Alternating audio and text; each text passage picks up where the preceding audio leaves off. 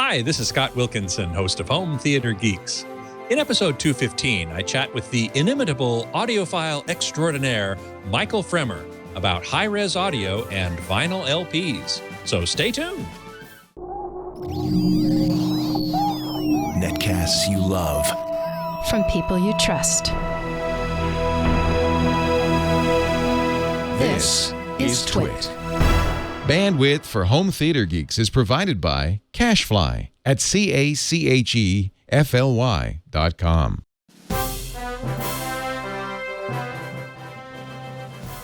This is Home Theater Geeks with Scott Wilkinson, recorded July 17th, 2014. Episode 215, High-Res Vinyl. Hey there, Scott Wilkinson here, the Home Theater Geek and editor of avsforum.com. This week's guest geek is the inimitable audiophile, the audiophile's audiophile, Michael Fremer, editor of analogplanet.com and a longtime friend of mine and a champion of vinyl LPs and analog electronics. Hey, Michael, welcome back to the show. Yes, I am. Thank you very much. It's great to be with you again. Make sure this is working here. Wait. Okay. Yes, working perfectly. Yeah, it is. Actually, I figured out this is your 5th appearance on Home Theater Geek, so it makes you one of the most often returned guests, and I'm glad to say, because you're always very interesting to talk to. Well, maybe I'll break the precedent this time. I hope not. Hey, those who are tuned in live at live.twit.tv or logged into the chat room at irc.twit.tv can post questions for Michael as we go along, and I will pass along as many as I can. So, Michael, you recently, or maybe not so recently, took a trip and visited Abbey Road's studio. And, yes, I did. Couldn't talk about it for a while. No, but now finally you can. So, what was it like being there where so much musical history was made? Well, I had to hold it in for a year and a couple of months. So, it was like being on the highway and there's no rest area, but it was for over a year. That's what it felt like. They wouldn't let me until they had the official announcement that they were going to release the mono box set. So I had the story all written. And so what happened was I reviewed the stereo box set and I didn't really like what they did. But I was respectful, and I try to be respectful for the most part, even when I'm very critical, because it's very easy. The only place I'm not respectful is when I'm on the comment boards on Yahoo and people say idiotic political things. Then I'm anonymous anyway, so I go crazy. But I wrote what I thought was wrong with what they did conceptually, which was that they changed. First of all, they cut the vinyl from like 24-bit. 44K digital files, and the digital files that they produced had been they changed. They did certain things to them. They did a little bit of compression. They did some whatever EQ they thought was best. They didn't maintain what the original tapes were like, and they didn't maintain what the original record sounded like. And so some of them came out pretty good, but some of them were like Abbey Road was just, I think, terrible. At any rate, I wrote what I thought was very, and they contacted me all of a sudden 2 years ago in May and said, we read what you wrote, read your criticism, and everybody here has decided that when we do the mono box, which we really think is the more important box, then we're going to do it kind of like the way you envisioned that the stereo box should have been done. So, of course, first of all, I was totally flattered that yeah, no kidding. Yeah, and we'd like you to come over and see what we're doing. And so it was like, wow, really? I would love that. And the timing of the dates they proposed were actually right after the Munich show in 2013. So you were in Europe anyway. Yeah. So I went from Munich to Abbey Road, and I met my friend Steve Berkowitz. So this is a great story because Steve Berkowitz, you may know his name. He produces all the Miles Davis reissues and the Bob Dylan boxes, the anthology boxes. And he used to be a Sony Legacy employee, but now he's a freelancer. And he's in charge, basically, of all of that.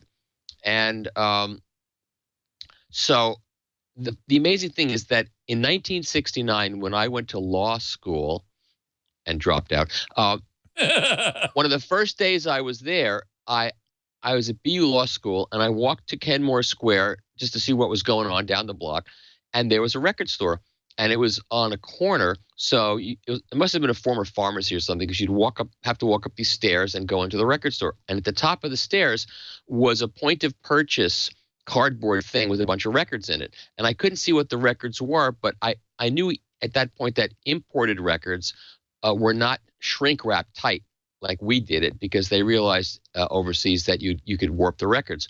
So they were in these loose fitting poly bags. So I knew whatever record this was, it was an import. And I walked up the steps, and it was Abbey Road, and the import version. So I immediately bought a copy. I wish I had bought 10, but I only bought one. And I later found I ended up doing the radio commercials for that record store for about 8 years after that. And what I learned was that the person who actually was responsible for putting those records on in the store was this guy, Steve Berkowitz. And now Steve was inviting me all these 40-something years later to visit Abbey Road. It was because of him that I was invited, essentially. That's very cool. That was very cool. So I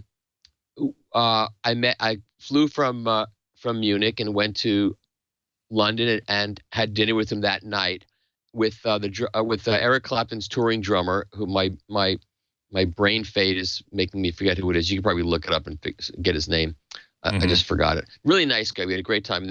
And then Tuesday, I spent the whole day at Abbey Road. And they said to me, well, you can't see the studio too, where everything was recorded, because a session is booked and we can't turn it into a tourist trap. I said, okay, look, this is fine. Whatever you're going to show me is going to be, more than I ever expected I'd be getting to see. So when I got there, they said, the band is late, so you can go in. So they took me downstairs, and first, of course, before I walked in, I walked across the street. I did the whole thing. I didn't take my shoes off. I didn't go barefoot because it was very cold out and raining.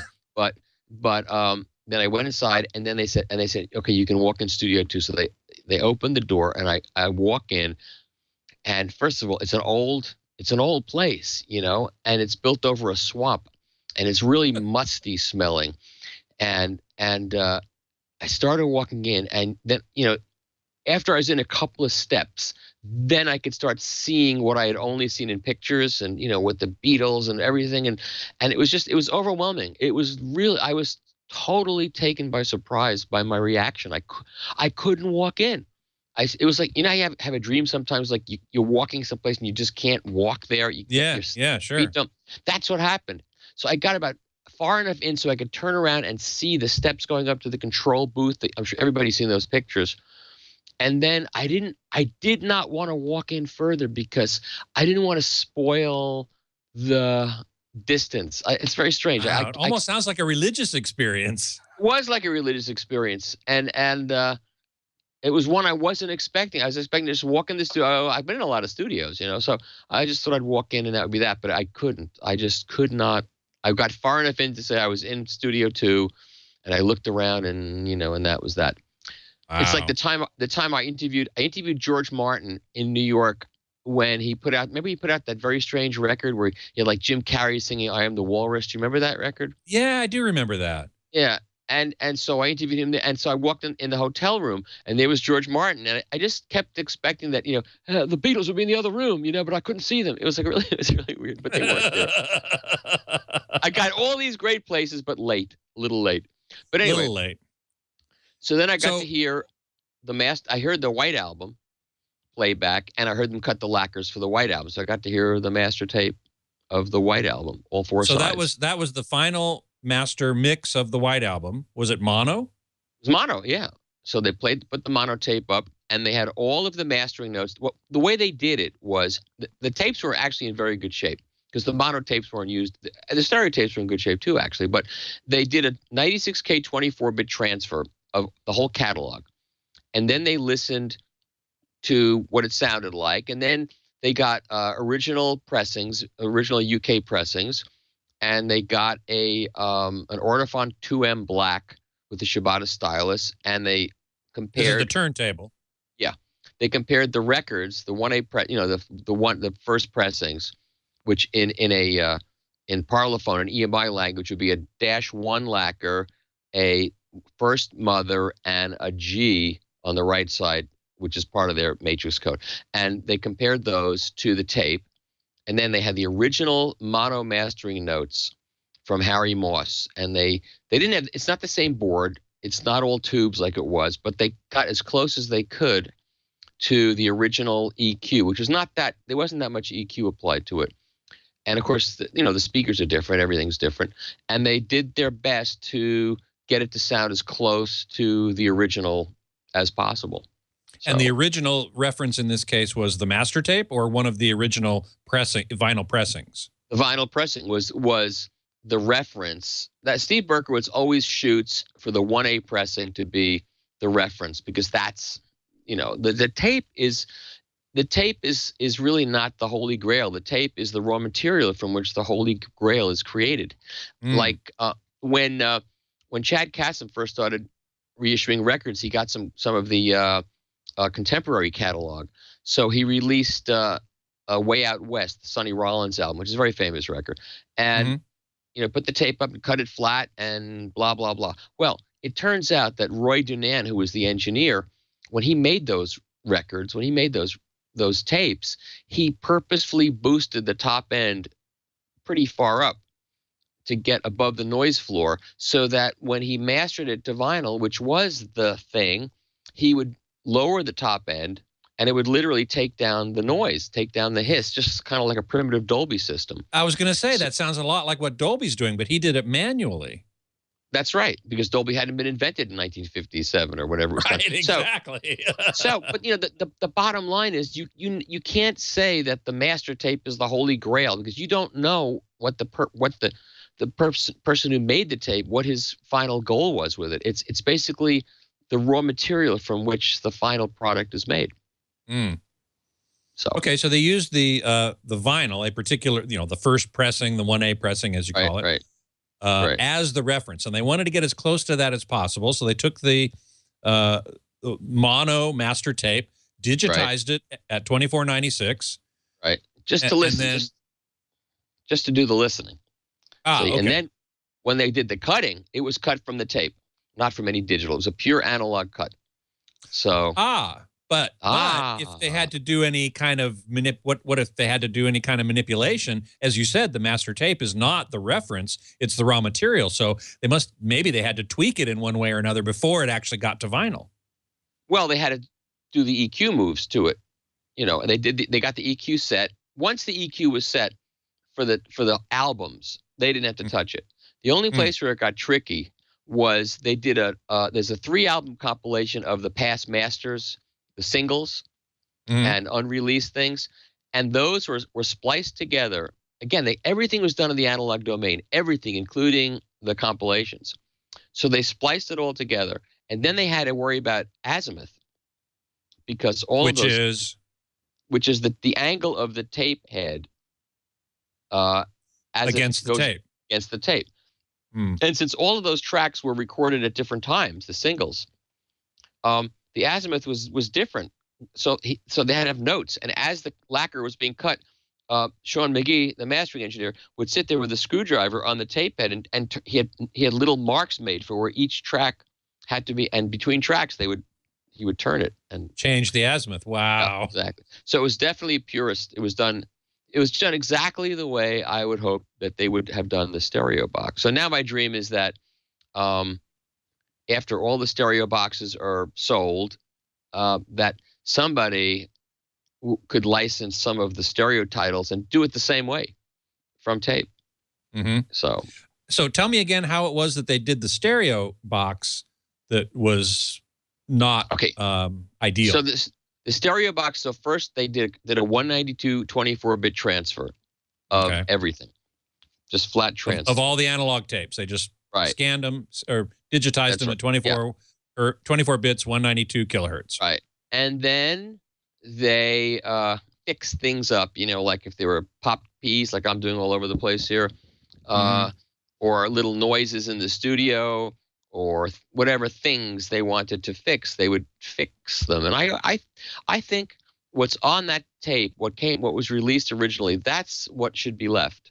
That's the holy grail to me. Not the purist approach for sure. Yeah, and they also and then once they'd finished, they decimated it down to 44K 24-bit, and they did the CDs.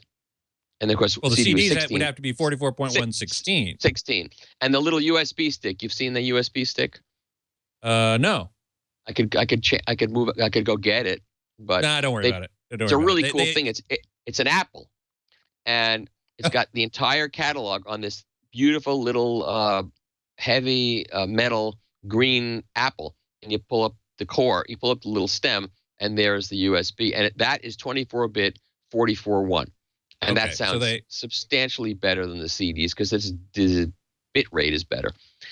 And so the bit depth is better. Depth, not rate, depth. I'm sorry, I misspoke. Right.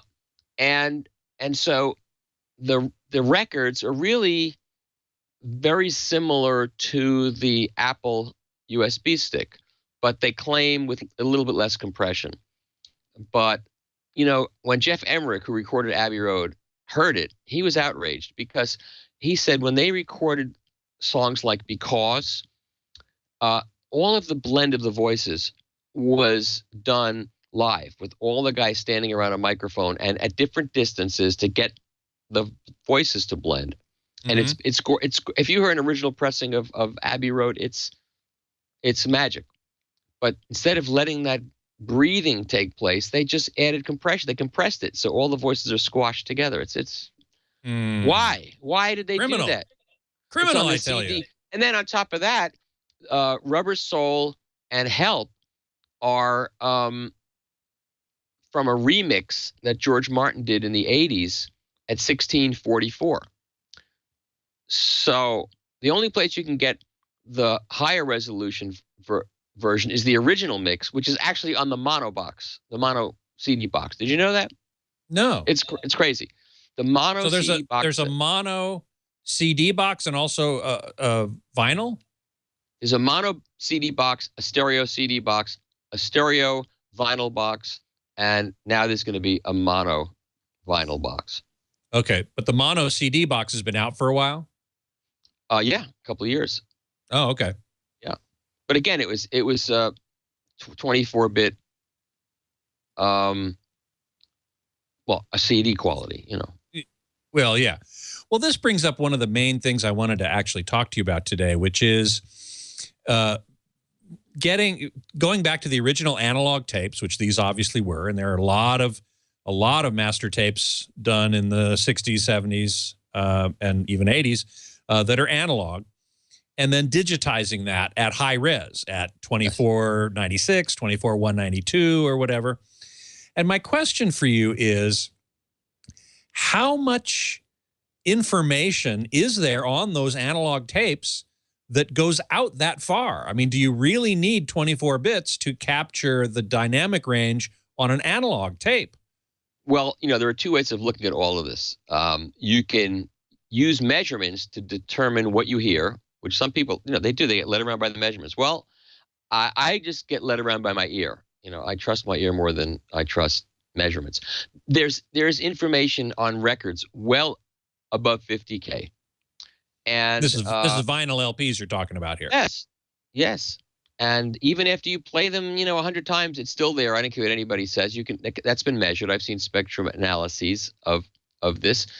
When they in the 70s, they had quadraphonic sound. Remember quadraphonic sound? Oh, I remember it well. Yeah. So quadraphonic sound relied upon a pilot tone, a 50K or even higher pilot tone, engraved in the vinyl. That I don't know exactly how the process worked, but the pilot tone was on there at 50K, and that was on a record. So it's proof that you can get 50K on a record. I saw a spectrum analysis of a direct-to-disc record that response was like 60K, up to 60K. And you see this wonderful spectrum all the way up in there. And then you see the CD version, and it's like, it's a haircut. It's cut. It's not natural. We don't hear that way. We don't listen. That's not natural. And people who say, well, we can't hear above 20K. And of course, you get to my age, you don't hear above like 3K. Oh, I'm just kidding. It will. But I saw research that I think is going to be made public at some point soon that was done in Japan, that they had sensors on people's brains, and they played them CDs, and there was a certain amount of brain activity. Then they played the same material at 192.24 a bit, and the brains lit up. I mean, much more than the CD material of this. Yeah, much more. Then they just played the above 20K stuff without the music part of it, Right. without the the main, and there was no activity. But put the two together, and there was much more activity. And wow, that's fascinating. So it is playing the ultrasonics essentially by themselves does nothing. It's the interaction or the combination. So according to this study of what you can hear and the ultrasonics, which somehow combine to produce more brain activity than if you only limit it to what you can, quote, theoretically hear by the auditory system. And the theory behind this, the theory so far that I've seen, is that all of the interaural timing cues that we rely upon, like to survive, like when the tiger would break the tree thing behind you and you'd know where it is, that happens in very, very fast.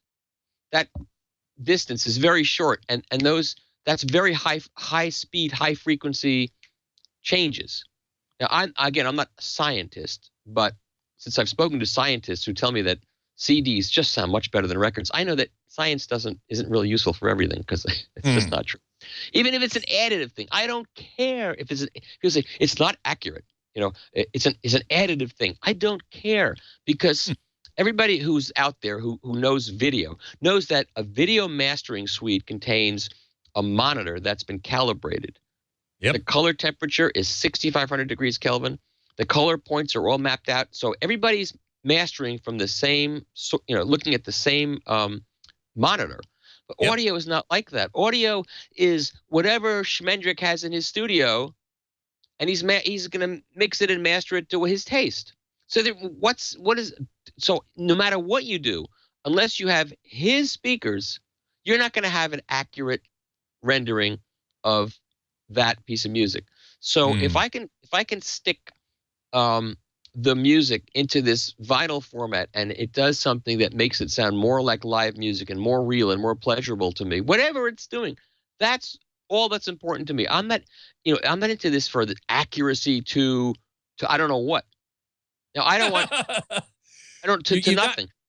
You've got me thinking about how an audio system could be made analogous to the video system, whereby, as you say, you've got very well-defined calibration parameters. You can get that video display to look like many other video displays if they're similarly calibrated. But can you do that with an audio system? No, I guess you could. How? I guess you could, in terms of, by measuring the frequency response, but of course that's in a room. And so when you listen to it, you'll be in a different room, so that'll be different. You'd need the curve of every speaker that's used in mastering every record, CD. And then you would put that algorithm into your system to duplicate the frequency response, but you wouldn't have the phase response, you wouldn't have the off-axis response. I mean, it's ridiculous. Yeah. But look, when digital recording first happened, what was the first thing that recording studios did after they heard what it sounded like? In case you don't remember, they went out and bought tube microphones to soften it up. And the next thing they did was buy Pultec equalizers and compressors, because the sound they were getting, because microphones are all terrible. There are no good microphones. They're all terrible. So, well, I'm not sure I agree with that. Not terrible, but they're not linear. Okay, that I'll agree with. Yeah, and the concept of stuffing a symphony orchestra down a couple of microphones is absurd, So again, I don't like speakers that are grossly nonlinear. I'm not talking about that. But, I sat in a mastering suite and I heard a Nat King Cole master tape compared to a lacquer that had just been cut of that master tape. And we switched it back and forth. And you'd be hard-pressed to hear a difference. Now, by the time it gets plated and pressed and you're playing it at home, it's not going to be quite the same. But the differences between a cut record and a tape are way overstated by the people who think, vinyl is this horribly colored medium. And, at this point in time, I don't even have to get into this discussion because I won. Ha, ha, ha. Vinyl's back. That's all I care about. Everybody can get what they want today. You want to Well, listen that's to, true. you want all you can eat audio. That's my favorite buzzword. All you can eat audio. That's what you get when you stream it. Have you ever gone to an all you can eat restaurant? I have, unfortunately. The outcome's not very good because usually what happens is you have diarrhea. That's what ends up happening. After you've eaten, an entire buffet of fried food that was done on a fryolator that has, the oil hasn't been changed in 6 months, you get sick. Yeah. And all you can eat music. I like meals. I like to sit down to a good meal. And then when I'm finished eating, I'm done. I don't graze all day. The idea of being able to sit there and stream music all day, it's a sickening thought to me. Well, it also gets to the point of what are you using the music for? As you and I have talked about offline, people don't sit down and listen to music. They put on music to do their dishes or vacuum the floor or whatever. It's in the background and you're not really paying attention. It's a parasitic activity. It used to be an activity where, and it's not, I hear people say, well, because records would only last 15 minutes. You have to get up and turn it over and blah. That's why you'd sit and listen to it. No, you'd sit and listen to it because it made you go, wow. And then you get into that zone. Because I still get into that zone when I put a record on. I don't do it from a CD. I just don't. And most people don't. When you talk to people and you say to them, I play records. They go, oh, I used to have records. I had 10,000 records. I got rid of my records. It's all CDs now. And I say, well, do you sit down like you used to sit down and listen to records? And they go, no, who's got time for that? I don't have time. I play it while I'm doing other things. Thank you. That proves my point. I don't know people who can actually sit there, turn a light out, and listen to us. Maybe some people can, but I can't. Yeah. And what's really sad about it is that music used to be, you'd pay attention to the artist, you'd pay attention to the producer, the engineer, what they were what is in that music, and what the artist is saying, everything about what you hear. And it's become a parasitic activity where the energy of the musician and the beat and everything, it gets you in the vibe, in the mood, and then you do other stuff. You take that person's energy and you don't pay attention to them fully, and you do other stuff. It's like what conversations have become, with phones. Yeah. So anyway, so I was, hey, how you doing? Oh, wait a second. That's what it's getting down to. And that's why when I talk to young people who I talk to a lot more, I talk to a lot of kids, and they tell me that they got a turntable and they put the record on and they sit there and they listen, and there's something about, even if it's a digital source, there's something about whatever it's doing that they say, I like to sit and just put the record on and sit there and relax and listen to it and look at the liner notes and also it's limiting me to 12 songs that my favorite artist has put out for my enjoyment in a certain order that they want me to hear it in, and there's a connection that they get to the artist. Otherwise, they get just sort of all you can eat. There's no form to it. Once again, it's not natural. Now I think streaming is a great thing, like an Evertone sheet. Remember Evertone sheets? Yes, I do. Yeah, well, they were in magazines, right? Right. It would perforation. You pull it out and you play it. And it would be like a little record, a little flexible vinyl record that you put on your turntable, and it would play. Right. Mad Magazine used to have those. They had songs. She Had a Nose Job was one of the first ones, and speaking of nose jobs, which we were just before the show started, and it's a gas was one about gas, and you'd play those. So I think I look at streaming music as an Evertone sheet where you hear something you might like, on the stream, and then say, oh, now I'm going to get it so I can hear what it actually sounds like. It's good for finding out about music. I've got Pandora and some of these other, and Rhapsody. I've got these things. And I use them for that. And I have Sirius Radio, so I listen to that. And it's so degraded. The sound of the music is so degraded that when a kid hears a good stereo, it's like, wow, they get it immediately. Yeah. Morris in the chat room is saying the problem is that artists aren't making music for albums anymore. Well, some are and some aren't. I mean, you'd be surprised who is. A lot of young artists are. It's mostly alternative rock.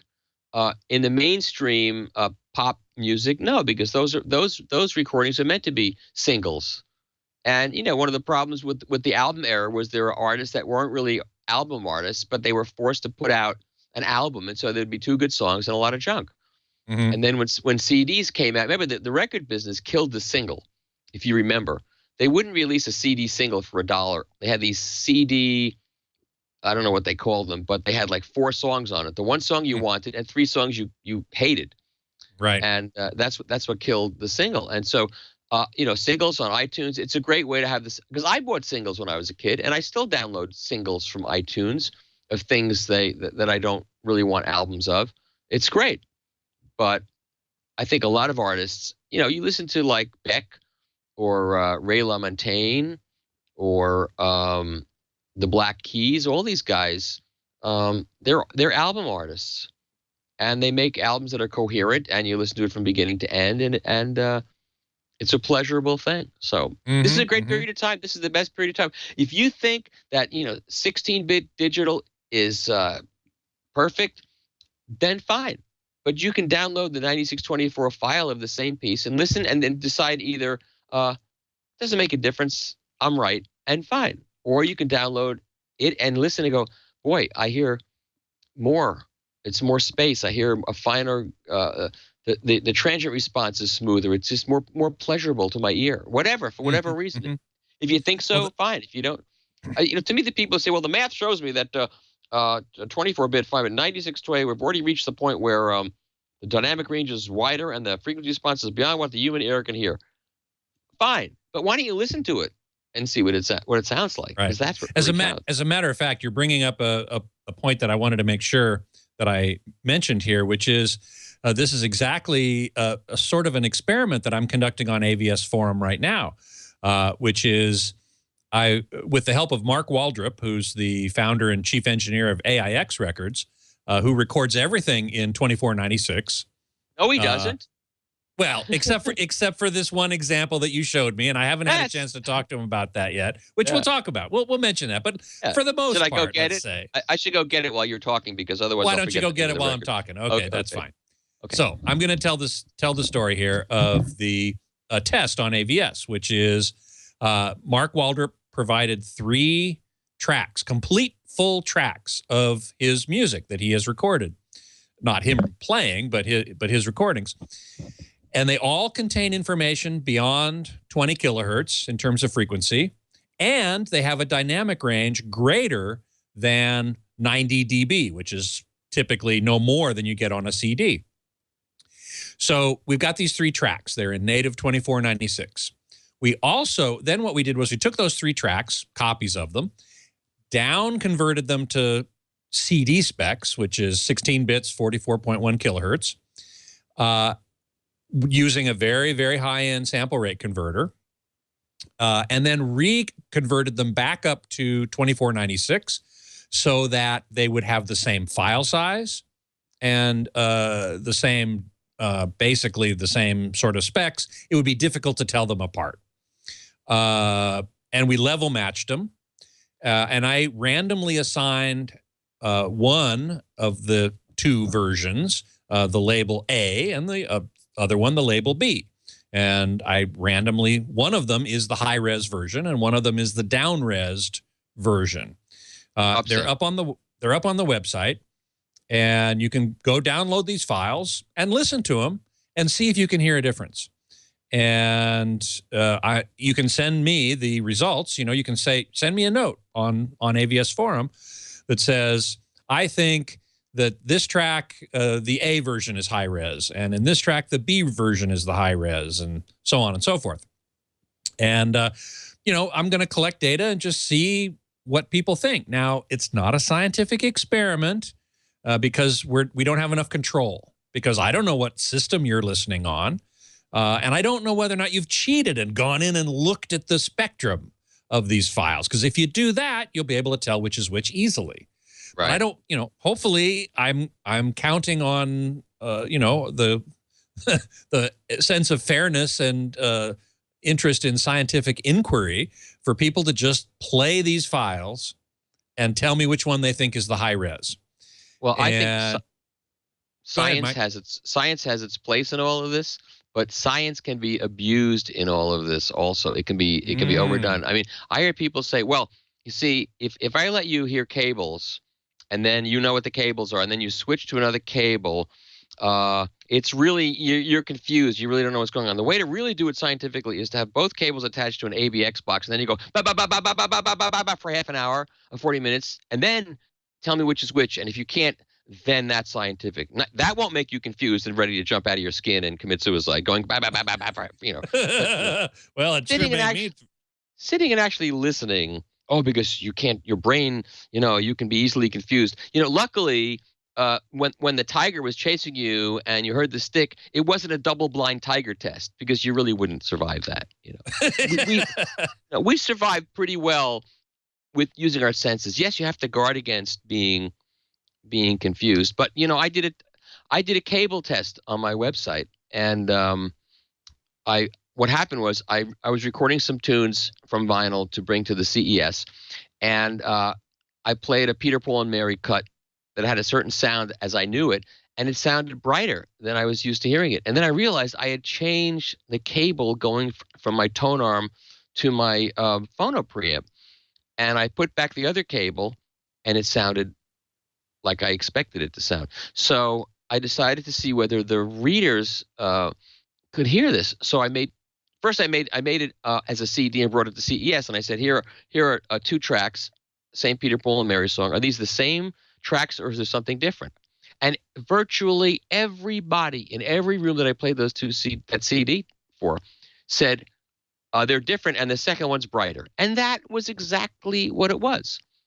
So I posted these files on the website, and I said, is this the same file or is it a different file? If it's different, what's the difference, and which do you like better? And not scientific. I don't care about that. I just care about seeing what people think. It's more interesting.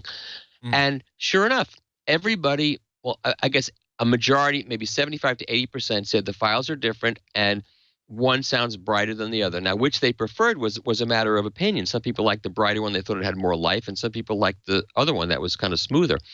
But they heard the difference. So then some professor in Austin, Texas, somehow saw the URL and he downloaded it, and he posted this really snide story on his website that either he forwarded to me or somebody that said, those audio files, you know how those audio files are.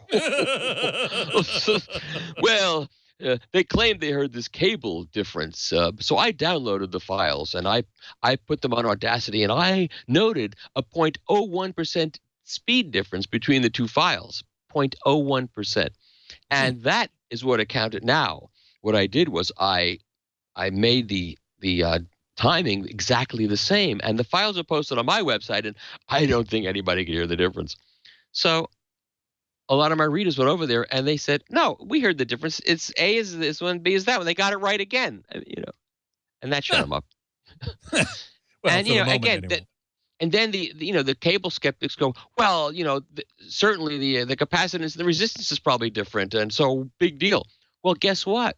Every cable that's manufactured is, balances capacitance, resistance, inductance. All of these factors get balanced in the final thing that they produce. And the conductors are different, the material. Now, of course, there are people who say there's no difference between silver and gold, and fine. I hear a difference, so I don't care what they think. And that's all I care about.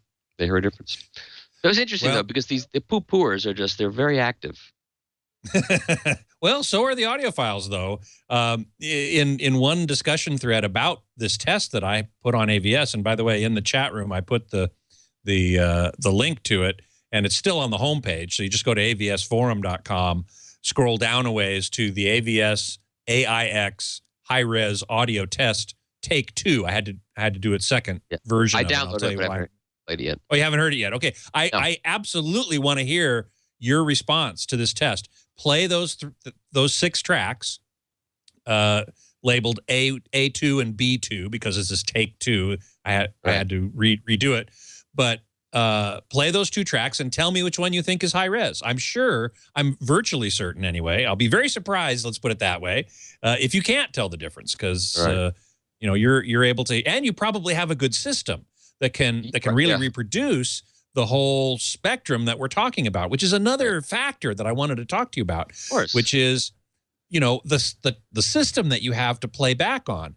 Most consumer systems cannot reproduce ultrasonics or the dynamic range beyond 80 or 90 dB. Right. So what is the advantage of high-res audio there? I was going to ask you, in fact, about that brain scan test you told us about earlier. I hadn't asked, do you know what kind of system they were using? Was it actually able to reproduce the ultrasonics? I don't know what the system was. I haven't gotten the details of that yet. But, you know, again, you're going on the basis of frequency response and dynamics. And I think there's more. I think measurements, what we measure doesn't give us everything that's going on. It's a much more complicated thing. It's like when you look at measurements of loudspeakers, which, you know, Stereophile publishes measurements of loudspeakers, which I think is a really good thing.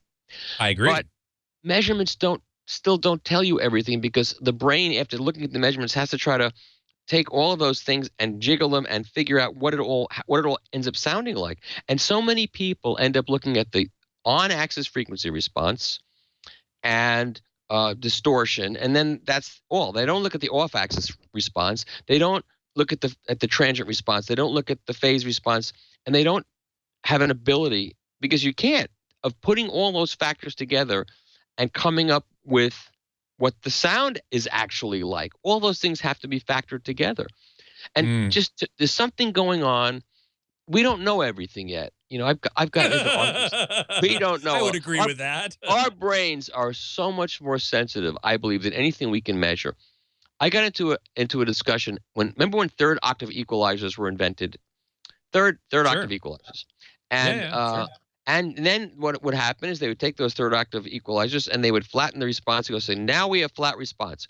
And I remember getting into arguments with certain people. I'm not even going to mention names because they're known people. And I said, this just doesn't sound right. It sounds anemic. It sounds like you've cut the base is cut off. It's just I don't like this. I don't want to listen. Well, because you're not used to flat frequency response. You like this colored response and blah blah blah. I said, I don't want to listen to this. I don't care what it is. Well, once they were able to divide up the bandwidth into much more fine little chops. Sure, 12 octave equalizers, for example. Yeah, they discovered that when you flatten the third octave thing, you were getting rid of things that you didn't want to get rid of. You were flattening. You were not really flattening the response. You were putting dips in it that you didn't want to dip. And so the better the equalizers got, the more it became useful. And of course, the phase response was being chopped up. Phase response was being destroyed also, but that's a whole nother issue. That's a whole nother story. Yes. And so in Germany's, I'm sorry, go ahead.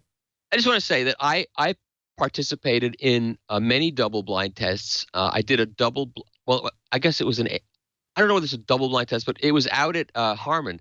They have the speaker testing room that's really interesting. I was there too. Yeah, done in mono. And they play you this music, and you can't see what you're listening to. The speakers are behind a screen, and when they change speakers, each speaker that was being played would come out and be in the same position as the previous speaker. So there were no variables. You know, it was, and they weren't interested in what you liked.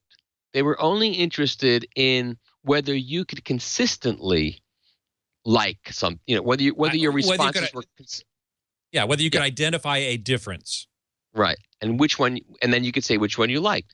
And so they were using this horrible sounding CD sources. It was unbearable to me. And I ended up, well, my response, I have it here. I could show you the bar graph. My response in the morning was really good. I mean, my bar graph was pretty tall because I was able to do it pretty well. Some people whose names you'd recognize had tiny little shriveled little teeny little Careful now. This is a family show. They'd gone swimming. Now. They'd gone swimming. But anyway, and I said to them, I said, I know that those two speakers, the numbers were those are Harman speakers. Those are the Infinity or the Revel, because the response was very flat and linear. but I wouldn't want to have, if that's the source material I would have to listen to, I couldn't listen to that. It was just hard on my ears. It was horrible. I said, the speaker I preferred to listen to was this speaker.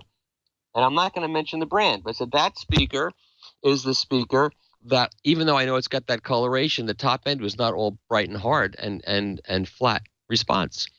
So it was interesting. It was very interesting. I totally agree. I got a couple questions in the chat room. Let me just post those to you. Coops asks, what do you think of the direct-to-disc vinyls from the late 70s? Well, I'll tell you, direct-to-disc vinyl, it was unbelievably great. And, for example, there was the LA4 was a Concord direct-to-disc series that they did, and I've got a bunch of those. LA4 was a guitar quartet? Yeah, it was I think it was Herb Ellis and Barney Kessel and Charlie Burr. I've got them out in the other room, but anyway. And then a Groove Note, a record label, got the tapes that were recorded at the same time and released them on double 45 RPM versions. And there's no comparison. The direct cut is just so much better. It was, in fact, someone just did a direct cut of Vivaldi's The Four Seasons, and it's going to come out in a couple of weeks. A guy in the UK. I went to. So he actually recorded the orchestra playing Four Seasons, and during the recording, he was cutting the master vinyl. Yeah.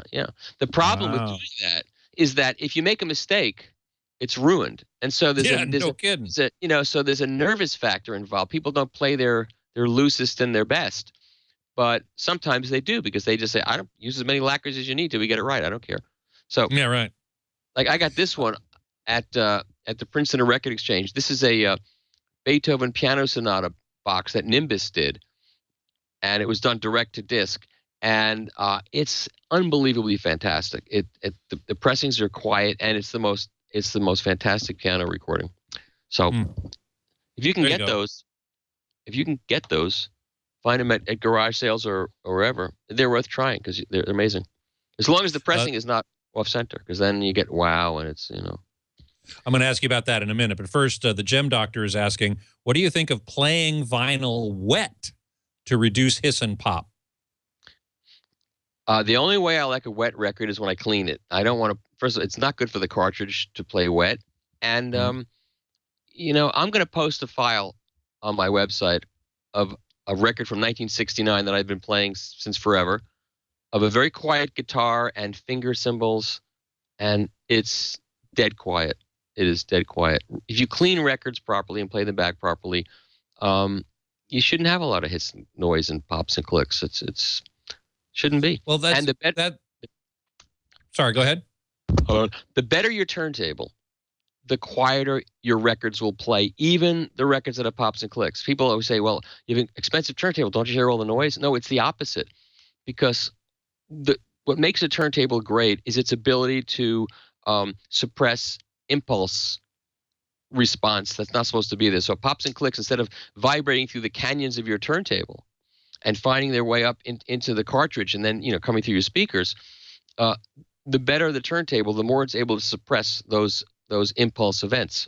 And it's one of the biggest surprises that people have when they say, all right, I'm going to invest in a really good turntable. They go, oh, my records are quieter. I wasn't expecting that. Well, quieter, yes, but still there's a motor going, and isn't there a rumble factor? I mean, I've heard people say, there's 40 dB of rumble in any turntable. Is that not true? I'm going by what I hear, and I don't hear rumble. I know John Atkinson says, well, you can hear the cutting lathe. I hear the cutting lathe when my speakers go down below 20 hertz. I don't hear rumble, and sometimes you can see the speakers breathing a little bit because of the records aren't perfectly flat. But when I put this file up, it's a very quiet recording. It's a solo guitar and a finger cymbal and little congas. And you sent me that, and I played it. You basically recorded that, you digitized that from vinyl to 24-192, so very high frequency sampling rate. How'd that sound to you? Oh, well, I don't have the equipment to, reproduce what might be there. It sounded beautiful from what I heard, which is basically just off my computer with a pair of B&W P5 headphones, which aren't bad. Oh, it should sound pretty good. Yeah, it sounded pretty darn good. I did hear a little. Symbols? I have to tell you, I did hear, especially at the end, as the last note faded away and before you faded out the file, I did hear a little. It wasn't a popping or scratching exactly, but there was some what I would only call vinyl noise that I've heard very commonly. There is some noise. There's a little bit of noise, but you better not go see any live music ever again. Because, well, I go to the symphony, and let me tell you something. I sit there at Avery Fisher Hall, and most of the people there are very old. And I go in the winter, and during the winter, if you really want to concentrate on, people are dying of strokes. There's noise. There's people hawking. I'm listening to the music. I go all the time to Disney Hall in L.A. and hear the L.A. Phil, and yeah, it's true. People are coughing and whatever. But on the other hand, there is a quality, and we've been talking about ineffable qualities here during the show, and there is one for live music that I recognize. So I can't dismiss that there might be one for what you're talking about as well, because that's one of the reasons I don't really claim to be an audiophile, because I have never in my life spent tons of money on audio reproduction equipment, because I'm a professional musician as well. So I'm exposed so much to live music that no amount of reproduction can match that. Well, of course. But I know a lot of musicians who have great stereos too, so it's not a mutually exclusive thing. It's No. I agree. I do agree. Eric and it's Duckman pretty amazing. It's pretty. Eric Duckman in the chat room is asking, how do we properly clean albums? Okay, well, again, it depends on how many records you have and how fanatically you would like to get. You definitely need to have something that wets the record to get the dirt off. And the spin clean for $79 works great. It really does work well. And it's a vat with a special chemical. You put the record in it and you turn it by hand a number of times, then you take it out, and then you put it in a dish drainer, and it dries, and it works really well. It's got a brush thing in it also. It's time consuming, and if you clean a record with that, you'll say, I have to clean all my records. I can't, even new records, because CDs are made in a clean room, but records are pressed in a dirty room. So even new records have to be cleaned. But once you try that, that's the cheapest way to go. The next least expensive way is a manually turned vacuum machine, and there's one called the Record Doctor that's $299. That's very, very good. And then I think Nitty Gritty makes one, and the next up from that would be the VPI 16.5 or the Nitty Gritty. I forget the number, but those things turn automatically, and you put the fluid on and you brush it, and then it dries it. And once you hear that, there's no going back. And then if you really want to get really fanatical about it, you get an ultrasonic machine, which cleans records the same way you go to the jeweler and you bring your silverware, and it goes in a vat, and through cavitation, which is little bubbles that burst against the silverware, it gets all the dirt out of the nooks and crannies of the silverware. So the same thing can be done with records. And it's $4,000 for the machine, which is a lot of but you'd be surprised how many people have bought them now. And you put the record in, you push a button, and it does it. And when it comes out of there, I've had records that were noisy for as long as I've owned them, and clean on every other kind of machine, and suddenly they're quiet. And you can get one for about $1,800. There's a guy that you can go on eBay and you can buy this cavitation vat and make something to like a rotisserie spit, and it'll work too. But there's a guy who's buys those and then makes a thing that goes, you can do 8 records at a time, and it's about $1,800. So you get one of those, you chip in with a bunch of friends, and you have it for a week, and then they have it for a week, and it's amazing what it does. Wouldn't submerging a record, a vinyl record in a vat of liquid cause the label in the center to come off or wrinkle or? Yes. It only goes down halfway. Oh, I see. I see. It only goes down and then you spin it around. Yeah, and then it turns around. Gotcha. Yeah. All right. What about? I have to ask you about this device. I got to tell you one story. I got to all say. right. I have a friend. I'm not going to mention names. I don't want to embarrass him. But he's a really good with computers. And every time I'd have a question about computers, I'd call him, and he would always be really nasty with me. He would always really get on my case and humiliate me and make me feel really bad. And then he got a really good turntable, and it had an outboard motor with a motor switch on it.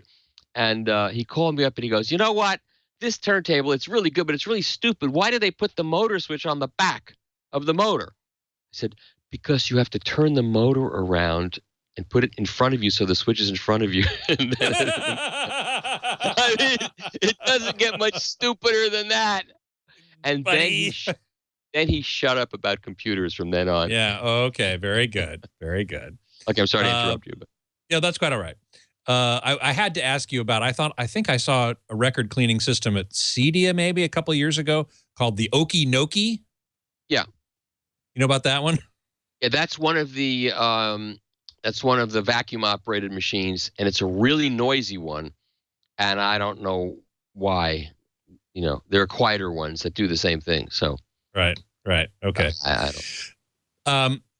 Still in all, the question that I was sort of getting to a little while ago was about dynamic range, and vinyl, it seems to me, does not have a really wide dynamic range. Do you know what its maximum capability is?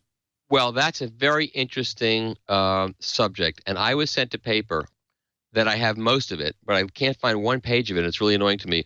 It was written by a guy named Ronald Bauman, who is an IEEE engineer. He's not like he's not like a cook working in a restaurant. He's an actual IEEE engineer who made the argument with measurements that vinyl actually has a wider dynamic range than CD if you start the measurement below the noise floor, where because vinyl, it's an infinite noise floor. It goes down to very low, and if you start measurement there, it actually is wider. Now, I don't know about that. I just know that when I listen to records, most of the time, especially when CDs first came out, I would say, but the record sounds like it has wider dynamic range. Whatever the measurement is, the CD sounds compressed.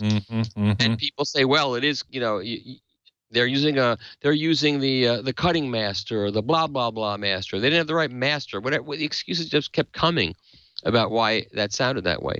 There's just this certain, I tell skeptics, I say, all right, come on over. Let's just sit down. We'll compare whatever, the fifth or sixth mastering of the Clash or whatever you want to compare. And I'll put on my first pressing that I've had since 1960, whatever. And you tell me which sounds more dynamic, which has more musical give, which seems to, and you tell me. And it never fails. Sometimes I'll play a new CD or a high-resolution digital audio download, and yeah, I can hear that it's got more. It definitely has wider dynamics, but dynamics are not everything.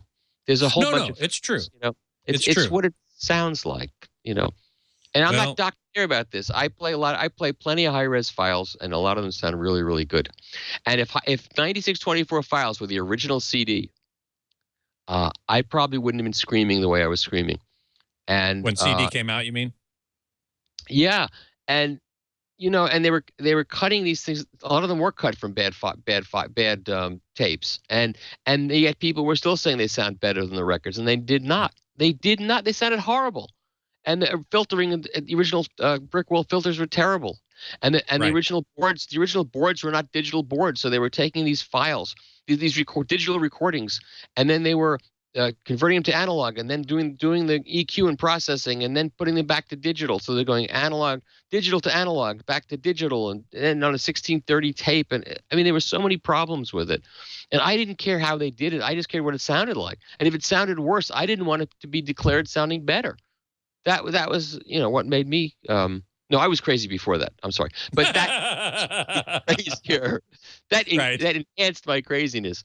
And I remember when.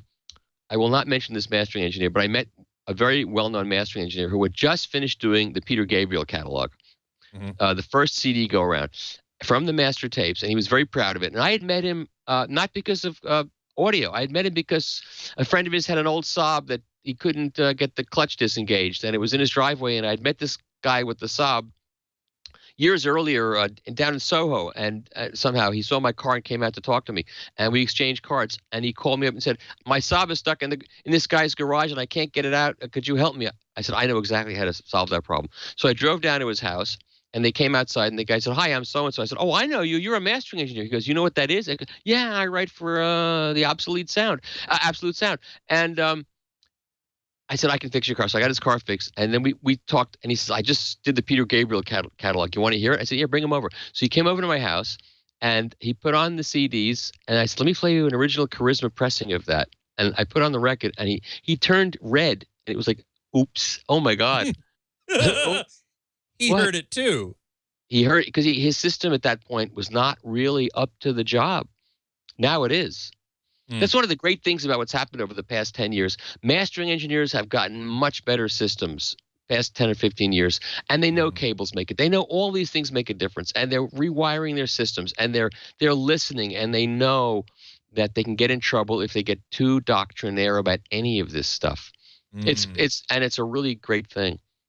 I will say that last month I met. I went to this high-res audio thing at CE Week in New York and met Bob Ludwig, a very well-known mastering engineer. Yeah. And I asked him about, is there information on these old analog tapes that translates that 2496 captures which CD quality 44.116 does not? He said, yes, there can be. It depends on how the tape was stored, how the tape machine was aligned, the console. He said, but the more important factor about why these high-res audio recordings re-releases sound better is because they were remastered with more experienced ears and better equipment and so on and so forth. So that, I thought, was a pretty important thing to say. Yeah, absolutely. However, I will say this to you. If you have an original pressing in good shape that was cut properly when the tape was brand new, you've got a leg up on any reissue that's sourced from a 45-year-old tape. I mean, that's just...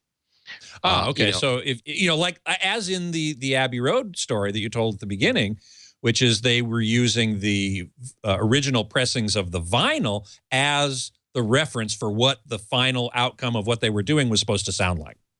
Yeah, because sometimes when the tape gets put up, the top end maybe a little bit's gotten lost over 40 years or 45 years. So maybe they got to goose that up a tiny little bit to just recapture that. On the other hand, some tapes like the Blue Notes, those tapes are unbelievable.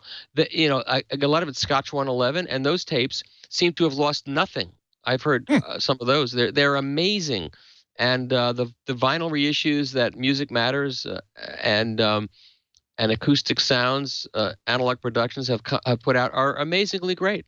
I know some of the purists like the originals better, but a lot of these to me sound better than the originals because they don't have to compress them. They cut it wide open. They don't do any compression. Well, that's certainly one. That's certainly one thing about modern music, at least popular music, that is a great problem is that it's compressed to within an inch of its life dynamically. It's within 2 or 3 dB because it needs to play on the radio or whatever, makes it sound louder. It's this whole loudness wars thing, which I know Mark Waldrop is fighting against. He's fighting the good fight to try and get people to record with greater dynamic range, which again requires you to sit and listen. It's not for out while you're jogging or driving in the car when there's all this road noise. Right, and you can do that compression yourself if you want after you get the music. Exactly. And, well, Harman just published a short video that you can find online. I put it on my Facebook page about this whole subject of high resolution audio and dynamic compression and all these issues, and it's pretty good.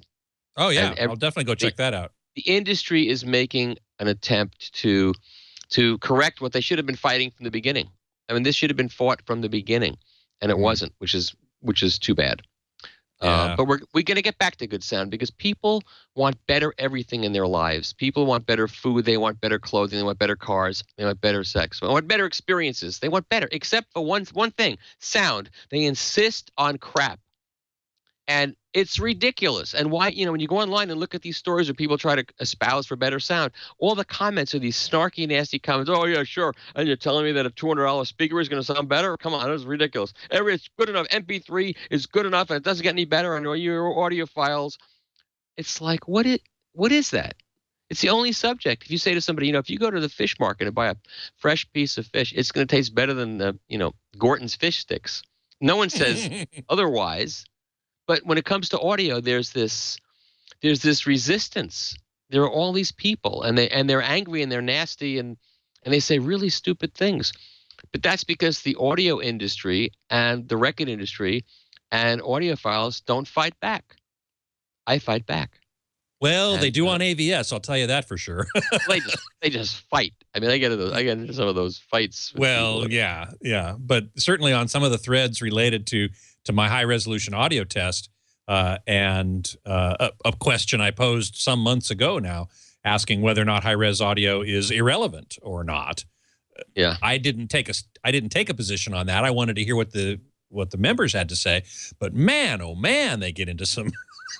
And did a lot of them say CDs are perfect, the Holy Grail, and well, not the Holy Grail, but they said it's perfectly fine. CDs are perfectly fine. You can't get any better than that. Since when in the world? It's like, does anybody argue that NTSC television, it can't get any better than that? Oh, high definition television, you can't see the difference. Now, some people could argue that 4K versus HD, you can't see a difference. But depends on how close you are to the screen. Yeah. But you can see it. I think you can see it. Yeah. But it also depends, for me, it depends on what information is there or not, which gets back to the provenance of the recording. What information was on the tape? What information was on the vinyl when it was digitized into 2496 or 192? If there wasn't any information there beyond what CD can capture, that's really the question. I agree. Look, I was in a Sony event. This is years ago at their when they had a recording studio. Went back in the day, and it was a DSD demo, and they had a live jazz ensemble playing, and first you could hear them playing live in the studio. Then you'd go into this room, and they had a pair of Wilson Watt puppies, whatever iteration it was at that point in time. Really nice speakers. Nice speakers. Then they let you hear. You could hear a 16-bit 44K. In fact, they had a switch there. You could switch back and forth between the 16-bit, the 20-bit super bit mapping version, and then I think it was 9624, and then DSD. And the DSD was on a breadboard at that point in time. They didn't even have, a chip. It was just on a breadboard. And as you went from, when you went from the live mic feed to 16-bit, the whole thing collapsed. And as you got back up to DSD, it opened up again. It was really easy to hear. It wasn't subtle. However, presumably the microphones and the signal path, though, were able to carry information beyond what CD represents. Yeah, but there were people there from some of the mainstream audio magazines. I'm not going to mention any names. But I'm so tempted. But no, don't worry about it. They insisted that there were no difference. I said, you don't hear that? You don't hear this space? No, because they were invested in CDs being perfect. And you could say I was invested in them not being perfect. Fine, whatever you think. I still think most people sitting, listening, watching this, if they were in that room and they switched it, they would hear it. I don't think it was even close. Not subtle. Well, on that note. Like me, not subtle. Not subtle. On that note, I'm afraid we have to come to an end. It's been a fascinating hour of discussion, and I want to thank you so much for being here. It was my great pleasure again, Scott. You're a great host, and where are the hors d'oeuvres? I'll ship them right out. Okay. You can of course read Michael's work which is voluminous on analogplanet.com. And you can listen to some of it, too. And you can listen to some of it, too. You got files. You can listen to phono preamps and compare phono preamps. And we have comparisons where you can listen to stuff. Hey, cartridge that's comparisons. Incredible.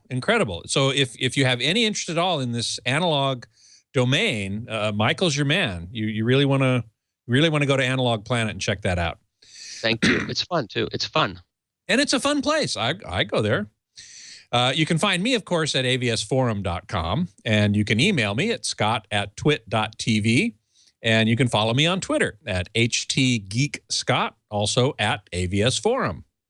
And you can always find previous episodes of Home Theater Geeks right here on twit.tv/htg, or on our YouTube channel, youtube.com/twit Home Theater Geeks. Next week, my guest geek is scheduled to be Peter Chaikin, Senior Manager of Recording and Broadcast for JBL Professional.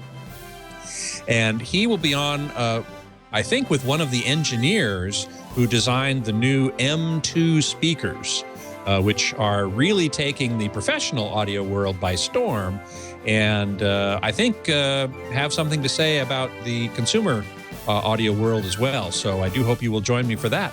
Until then, geek out.